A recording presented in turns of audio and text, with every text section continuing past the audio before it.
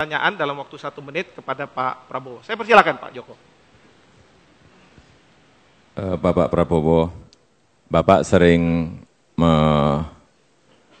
mengatakan mengenai pentingnya perubahan dan soal perubahan.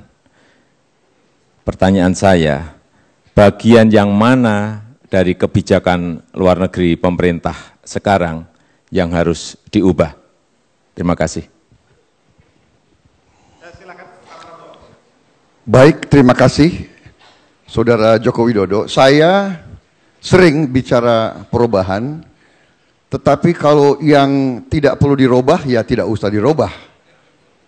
Jadi kebetulan di bidang politik luar negeri, saya melihat bahwa politik luar negeri Indonesia sekarang di bawah pemerintah SBY sudah dalam jalur yang benar.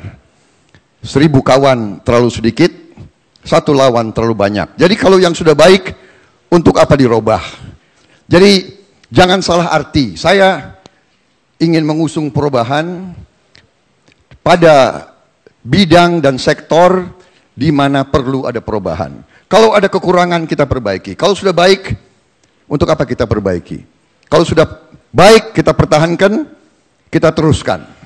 Jadi kebetulan harus diakui bahwa dalam hal politik luar negeri, ya pemerintah SBY saya kira cukup menonjol, cukup diakui.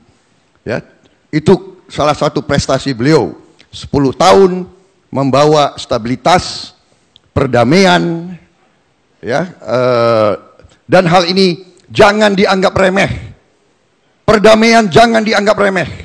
Kita lihat tiap malam di televisi, di Timur Tengah, di mana-mana negara lain penuh perang saudara dan kekacauan. Ya, kalau ada sekarang pemerintah yang punya politik yang benar, politik yang benar, saya yang pertama mengakui. Saya tidak minta perubahan asal perubahan. Ya, itu mungkin salah pengertian Pak Joko Widodo. Saya ingin yang baik kita pertahankan. Kalau bisa kita tingkatkan.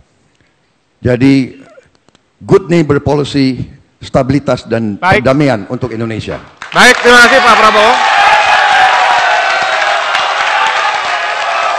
Sekarang giliran Pak Prabowo untuk menyampaikan pertanyaan kepada Pak Joko Widodo. Saya persilakan Pak. Pak Joko Widodo, bagaimana pendapat Bapak tentang peran Indonesia dalam WTO, World Trade Organization, Organisasi Perdagangan Dunia?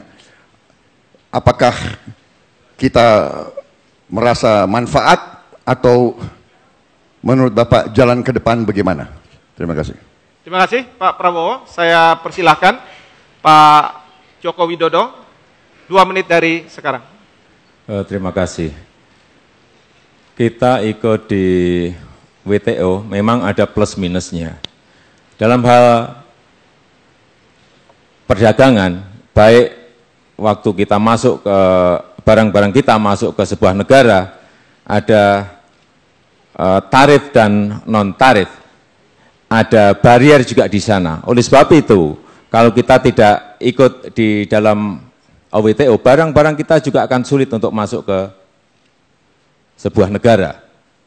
Dan menurut saya, kita ikut WTO akan untung asal kita punya produktivitas, kita punya daya saing, dan barang-barang kita kompetitif di pasar dunia. Sehingga kita bisa masuk ke semua negara. Bisa masuk ke semua negara. Oleh sebab itu, pentingnya kita memperkuat produktivitas dan daya saing itu. Dan kalau ada barang yang masuk dari luar ke Indonesia, tentu saja ini juga sangat mengganggu kita. Tetapi sekali lagi, kalau harga-harga kita kompetitif, kalau harga-harga kita bisa bersaing, saya kira tidak ada masalah. Hanya sekarang memang daya saing kita ini rendah. Inilah saya kira yang harus kita kerjakan. Inilah yang menjadi PR kita, agar kita mempunyai harga-harga yang produktif, harga-harga yang punya daya saing, sehingga kita bisa masuk ke pasar mana saja. Tugas kita ke depan saya kira ini, agar barang-barang industri kita yang berorientasi ekspor itu bisa masuk ke semua pasar. Meskipun kita ngerti bahwa mau masuk ke sebuah pasar harus ada eco-labeling, ingin masuk ke sebuah pasar harus karantina, di sana terlebih dahulu pasti ada yang tarif maupun non-tarif, ada barier di sana. Terima kasih. Baik, terima kasih. Terima kasih Pak Joko Widodo. Selanjutnya saya persilakan Pak Joko Widodo untuk menyampaikan pertanyaan kepada Pak Prabowo Subianto. Saya persilakan. Terima kasih.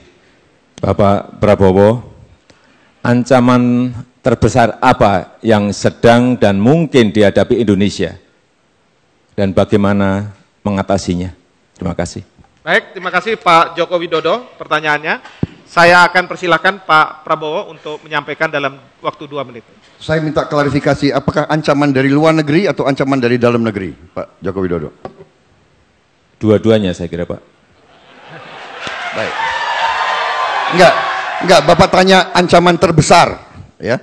Baik, kalau begitu saya simpulkan ancaman terbesar dari luar negeri dan ancaman terbesar dari dalam negeri. Baik, saya lihat ancaman terbesar dari dalam negeri adalah bahwa ada negara-negara lain atau negara-negara tertentu yang akan mengklaim wilayah nasional kita di laut maupun berbagai pulau.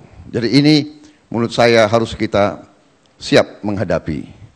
Kalau ancaman yang terbesar dari dalam negeri menurut saya adalah kemiskinan yang saya selalu dengung-dengungkan, terutama adalah kekuasaan bangsa Indonesia sendiri atas kekayaan alamnya. Ini menurut saya ancaman terbesar. Tidak dikuasainya oleh bangsa sendiri kekayaan alam kita. Kalau dengan demikian kita tidak punya tabungan kekayaan nasional untuk menghadapi kebutuhan mengurangi kemiskinan rakyat kita. Saya kira, terima kasih. Baik. Terima kasih Pak Prabowo, sudah cukup ya Pak ya. Baik, selanjutnya saya ingin beri kesempatan kepada Pak Prabowo untuk menyampaikan pertanyaan kepada Pak Joko Widodo. Saya persilakan Pak, 1 menit. Saudara Joko Widodo, tadi Bapak tanya ancaman terbesar, saya balik bertanya. Saya ingin bertanya kira-kira strategi Bapak ataupun kebijakan Bapak bagaimana seandainya ada wilayah nasional kita yang diduduki oleh bangsa lain atau diklaim dan selanjutnya diduduki. Terima kasih. Baik, terima kasih Pak Prabowo. Saya persilakan kepada Pak Joko Widodo 2 menit untuk menjawabnya. Saya kira jawaban saya sama bahwa diplomasi pemerintah dengan pemerintah akan kita kedepankan terlebih dahulu. Kemudian juga tentu saja ada tahapan-tahapan menuju ke sana. Kalau memang pendudukan itu, pendudukan jelas bahwa pulau itu adalah milik kita, ini akan berbeda. Karena sudah menyangkut kedaulatan kita, sudah menyangkut kepentingan nasional kita, sudah menyangkut kepentingan rakyat kita. Ini beda.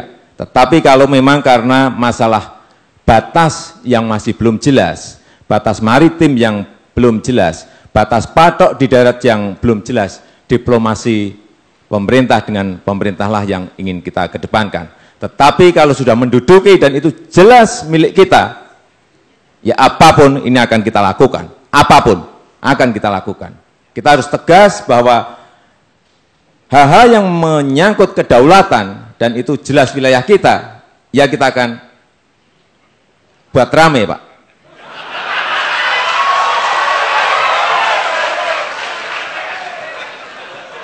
Enggak, karena jangan dipikir saya tidak bisa tegas.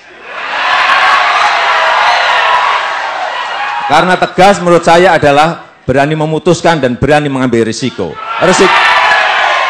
Risiko itulah yang akan saya ambil sebagai pimpinan nasional kalau memang betul-betul mereka menduduki wilayah yang merupakan kedaulatan kita. Apapun akan saya pertaruhkan. Terima kasih. Terima kasih Pak Joko Widodo. Tadi ada kata-kata tegas, Pak Prabowo juga. Kalau boleh tegas, boleh senyum ya Pak ya. Terima kasih, senyum penting Pak. Para pemirsa sekalian, kita sudah menyelesaikan segmen keempat. Dan kita harus tunggu ke segmen berikutnya, yaitu segmen kelima, di mana para calon presiden akan bertanya, kemudian yang lainnya akan memberikan jawaban, lalu ditanggapi oleh calon presiden berikutnya, dan kemudian ditanggapi lagi. Dan ini akan menurut saya semakin seru. Oleh karena itu, jangan kemana-mana, tunggu